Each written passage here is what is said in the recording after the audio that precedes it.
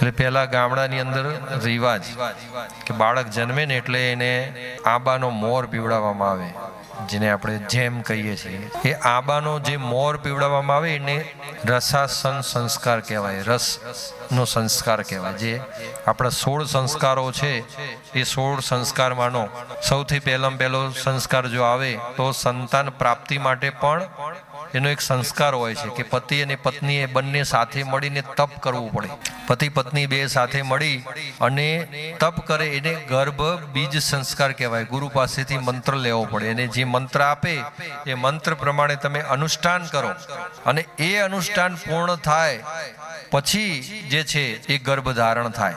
અને એ જે મંત્ર બંને સાથે અનુષ્ઠાન કરી અને પછી તમે જે ગૃહસ્થ જીવનની શરૂઆત કરો ને જે સંતાન આવે એ ગર્ભથી જ બીજથી જ મજબૂત થાય અને બીજથી જ એને ધર્મના સંસ્કાર યુક્ત થાય. પછી જ્યારે ગર્ભ રહે છે ત્યારે ગર્ભની અંદર જ્યારે બાળક હોય ત્યારે એને પુંસવન સંસ્કાર કહેવામાં આવે છે કે જે પુંસવન સંસ્કાર એટલે બાળક ગર્ભમાં હોય ત્યારે એને સારી સારી ભગવાનની કથાઓ અને બધા ચરિત્રો સંભળાવો એટલે ગર્ભથી જ બાળક જે છે એ સારા સંસ્કાર વાળું પ્રાપ્ત થાય. અને એવી રીતે આ બધા સંસ્કારો છે એમાં એક સંસ્કાર રસાસન સંસ્કાર આવે છે કે જે આ રસ પીવડાવવામાં આવે